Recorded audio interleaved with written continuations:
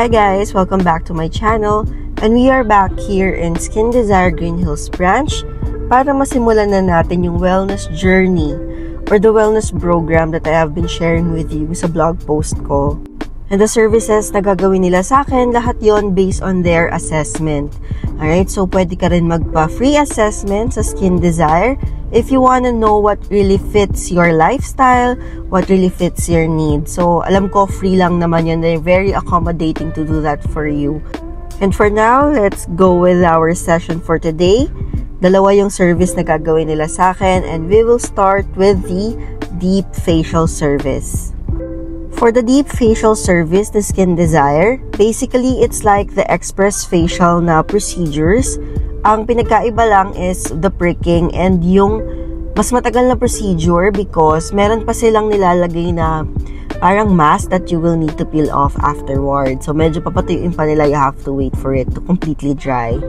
So, yun. So, again, na-mention ko sa previous vlog ko, takot ako magpa-facial talaga because of the pricking. I mean, na-try ko na before sa ibang services or ibang clinics yung pricking, but sometimes if you have a choice, wag na lang, diba? So, kasi minsan masakit talaga. But then, surprisingly, without bias, I'm telling you this, guys, that with Skin Desire, yung pricking session namin, it was a breeze. I'm not gonna lie, when I say this, sobrang gaan ng kamay ni Ate Grace. So, hindi ako na-stress whenever she tries to prick some of the stubborn blackheads and whiteheads around my face. Sobrang gaan talaga, and I did not expect na ganun siya magiging ka-okay yung pricking. Based on my other experiences or previous experiences with other clinics, talagang na-stress ako kasi nga masakit. So yun, and as you are seeing here in the video, again, may massage, and I think I'm really paying this for this massage, and you know guys, it's totally worth it.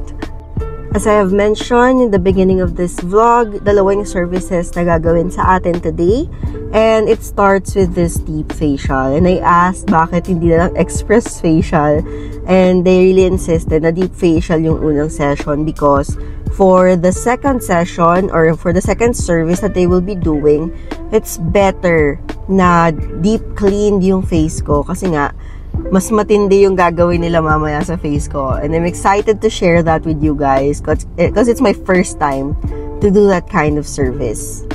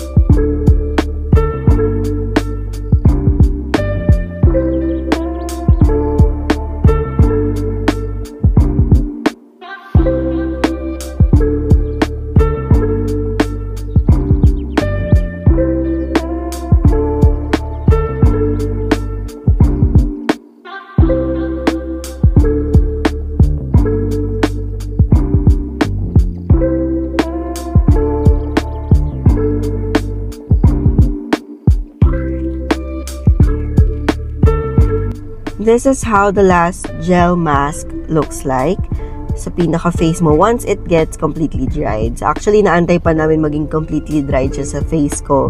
And ayan, nilalaro ko siya kasi nagtatight yung skin mo. And umaangat na yung ibang parts of it. And they will know what time na nila pwedeng i-peel off yung pinaka-mask. So ayan, so parang kasama na rin yung dead skin cells mo dyan sa mask na yan. And it's really refreshing ha. It's not the same na ibang mask ng ibang clinics that I've been with.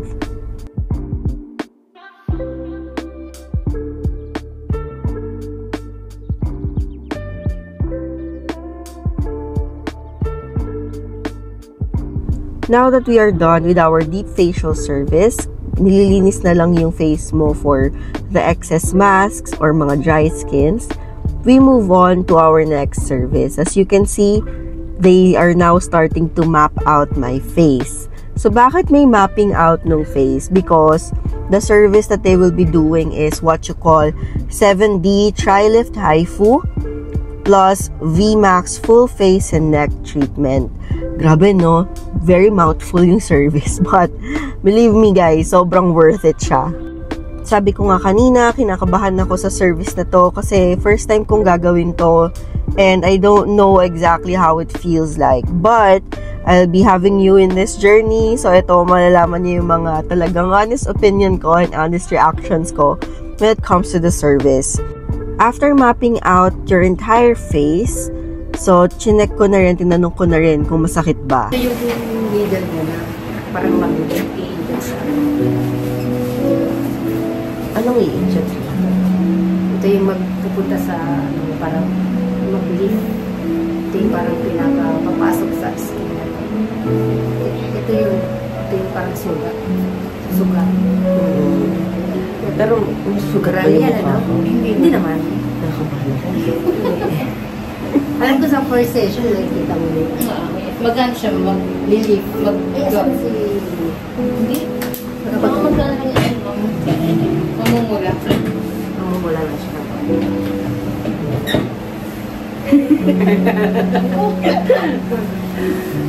Hindi naman sensitive, ano naman yan. Pinag-prepare naman yan wala. Well, the service was entirely explained and discussed with me, but for the sake of you, my viewers, I'll be discussing with you what a HIFU is. According to some research I did, high-intensity focused ultrasound yung pinaka-long name or long term for HIFU. And kahit saang parts of the body, pwede na pala siyang gawin. And it's a fairly new treatment that's been going around. Okay, so maganda siya pala talaga in the skin. Why? Because it has many aesthetic benefits, including wrinkle reduction, tightening ng mga saging skin natin, lalo na sa may neck, mga double chin, triple chin natin dyan. Kamusta naman yan? Also, lifting the cheeks, eyebrows, and eyelids. May pwede rin siya mag-enhance ng jawline, ma-define yung jawline natin. Tightening ng mga kulang na sa collagen na areas of our skin. And of course, to smooth the skin as well. And according to studies, there are a lot of Korean people already been doing this to improve their skin elasticity. Kasi nga naman, habang tumatanda tayo, alam mo na, nawawala or nababawasan yung elasticity ng skin natin, making it more looking dry and saggy. But then, according to more extensive study, more na extensive pa, diba? So, there are a lot of people who have been treated with HIFU na talagang na-perceive yung improvement in their appearance, especially on the face and the neck after like around 90 days. Actually, sabi ni Ate Lorna na I might feel pain during the session, but honestly, it depends on the pain tolerance of the person. Kasi from my experience, I did not feel any notable pain during the session. Alam mo yung parang maliliit na electric tingling sensation lang na yun yung nararamdaman ko. It wasn't really painful. It's actually tolerable. And parang may sabay-sabay na pumipitik sa'yo pero hindi masakit. Alright? So, there are parts of the face na medyo manipis yung balat. Doon talaga ramdam mo na parang electric pulses. But again, depending on the person's pain tolerance, for me, hindi talaga siya masakit. And na-feel ko lang talaga na may ginagawa siya sa face ko. I was, however, anticipating the pain, but to tell you guys, wala talaga siyang pain for me. Again, pain tolerance is different, okay, for different people. And it's best to ask if you want to try it muna, if kaya mo ba talaga. Because, as shared with me, may mga clients daw na talagang hindi kaya yung pain. And they totally respect that. And sometimes they expect nga din na baka nga may iba hindi kaya. But then, again, wala naman talagang pain for me. So, would I do this again? Definitely. And sabi nga nila sa akin, the interval of the treatment is around 2 to 3 months. So, you'll be doing this session once, and then after 2 to 3 months, you can do another session. Kasi nga, mag-e-effect pa siya. Actually, daily yung changes pa sa face mo. Kasi, continuous yung pag-tight nung skin, and continuous yung paggawa ng collagen sa pinaka-skin mo. This is how it looks like when you are seeing it close up. So, lapit ko kayo sa double chin ko. So, mag-hi kayo dyan. O, diba? So, ganyan yung itsura ng face mo. May mga map. Gamit naman nila dyan eyeliner. So, safe naman siya sa face. So, ayan yung pinaka-device itself. Okay, so they do some passes all throughout those maps sa face mo. Kasi may mga area sa face na hindi nila dadaanan because it could be maraming nerves and sometimes yung buto. Diba? So, iniiwasan nila yung buto talaga directly and the nerves para hindi nga naman masakit. At dito naman tayo sa pinaka-exciting part. Kita nyo naman, targeted na targeted ang double chin natin dito. And masaya lang kasi mas lalo akong walang naramdaman sa double chin ko. Kasi feeling ko, depende ata kung mas fatty yung area, mas wala kang mararamdaman. So dito parang, ang bilis pala, parang ganon.